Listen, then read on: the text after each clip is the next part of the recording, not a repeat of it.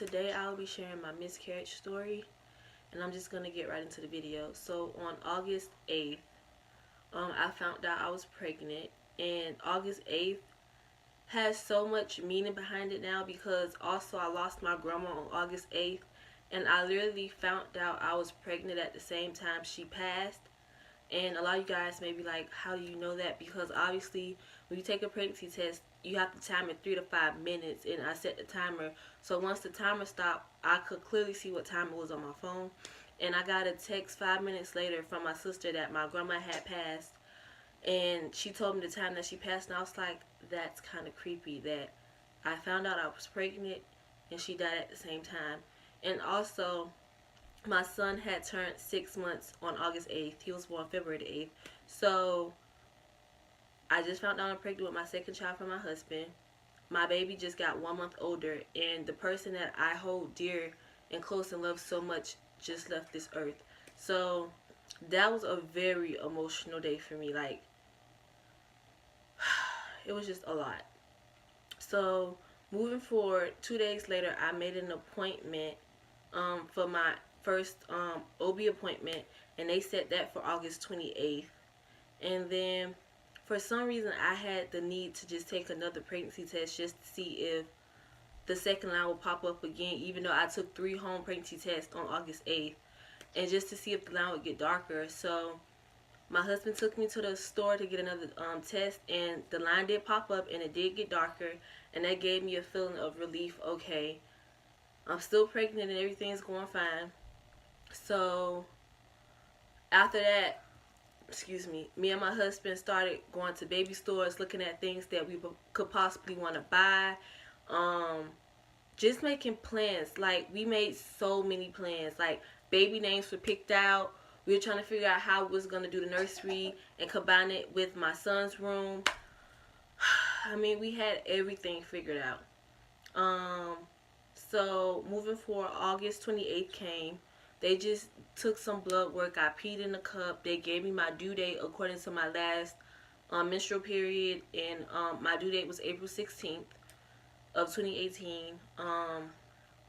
And I would say after that appointment, everything started to go by really fast, because from August 28th, which was my first and only appointment, to September the 7th, which is what everything, like my baby came out and everything, like everything went by so fast. So I would say either August 31st or September the 1st is when I first noticed some spotting. And it kind of alarmed me because I didn't have that with my pregnancy with my son. And I was thinking, okay, maybe this could be implantation bleeding. But then I'm like, I think I'm too far along to have implantation bleeding.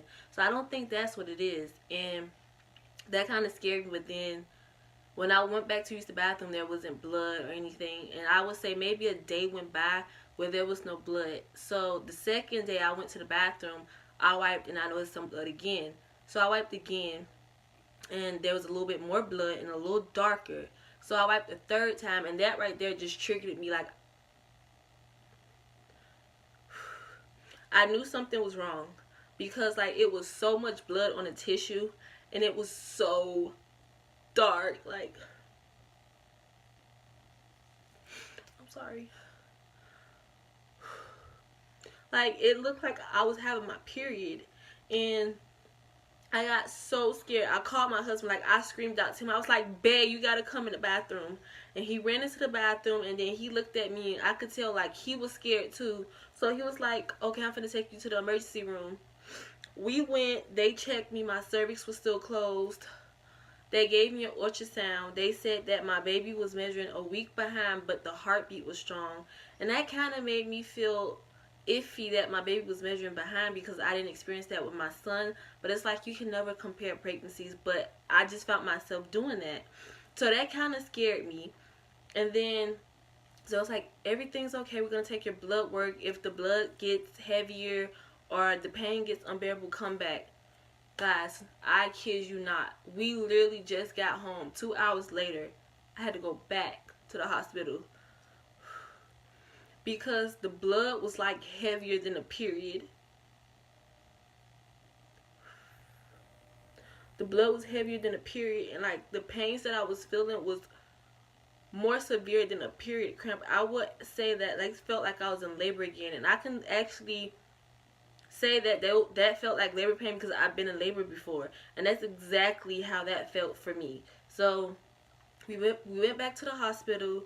They checked me, and my husband even told me like after we got home, he was like, "Babe, it was so much blood. Like they set my legs up to do a pap smear, and he was like, it was so much blood coming out of you. He was like, at that point, like I was getting worried, and I could tell from the doctor's face that like it was a lot of blood. It was really a lot of blood. They said that my cervix was still closed. They gave me some pain meds to control the pain. Um, then they came back with the news that my HCG levels had dropped from 6,000 to 5,000 from that morning to the afternoon. And they said that there was still a chance that everything will be okay because you have some women that bleed through their whole pregnancies and just they be threatening miscarriages and stuff like that. But they said that from what they can see that there was still hope. So I went home, and that was when I went to the emergency room. That was September the 5th. So September the 6th, I ended up going back to the hospital, and they took some more blood work, and then a doctor came in and just was straight up with me, "You're having a miscarriage," and I just broke down crying. It's like somebody literally came and just ripped my heart out my chest, and I will never forget that. Like that had to be one of the worst days of my life. And then so I went home, but they took blood work again just to see how much more my levels dropped. So the next morning I went to the bathroom, and I noticed that the blood got like light as if it was going off. So that kind of gave me hope as, okay, maybe everything's situating itself out. So the nurse called me that morning to give me like my HCG levels results, and it dropped from 5,000 all the way to 2,000. And before she could hang up the phone, I said, "Ma'am, the blood got so much lighter as to where it seems like my period's about to go off." And she said that that either meant that I passed the baby already, or either I'm about to start the process. And guys, I would say about 5 hours after that phone call ended, my life like flashed before my eyes. Like everything just shattered. I went to the bathroom, and I got the urge to like, I wouldn't say push, but the urge that something was about to come out of me, like the urge of something is about to happen. So I hurried up and pulled up my underwears, and before I could even pull up my underwears all the way, my baby came out. And just looking at that, like there was a sense of like relief for me, because I know a lot of women say, and there's a lot of women I've heard say that they passed their babies in the toilet and they had to flush their babies and stuff.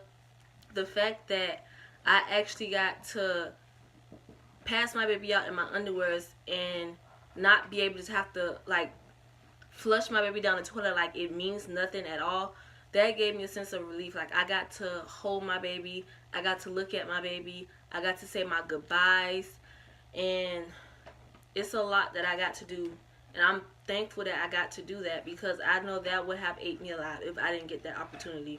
So I called my husband. I told him that I passed the baby. He rushed home from work. We went to the hospital. They checked me and everything. Thank God I didn't need a DNC. And my son just fell off his bed. Come here. Come here. Come here. So, thank God I didn't need a DNC. The baby passed out. Everything else passed out along with my baby. They gave me some pain medication for the pains. I told them that I wanted to get on birth control. They gave me birth control pills. I mean, I felt like everything went so fast because I was still in shock from finding out that I was pregnant when I miscarried. So I didn't even get a chance to like actually soak in that I was pregnant and actually get to like, you know, be like, oh my God, yes, I'm actually pregnant before I actually miscarried. Like, I wasn't even pregnant for a full month of my knowledge before I miscarried, because I found out I was pregnant on August 8th, miscarried on September 7th. Like, I was one day shy of a month of marking that I found out I was pregnant. So, it wasn't even a full month before I miscarried. And that's just like, we done made all these plans, had these names picked out, figuring out how we was trying to do the room in the nursery, picking out clothes and doing all of this stuff just for us to lose our child. And that's something I never thought I would have had to go through, considering that I had a healthy pregnancy. I delivered a baby, so I didn't expect that I would have a miscarriage, and it's just like, wow. So it's hard. Like, it's really hard.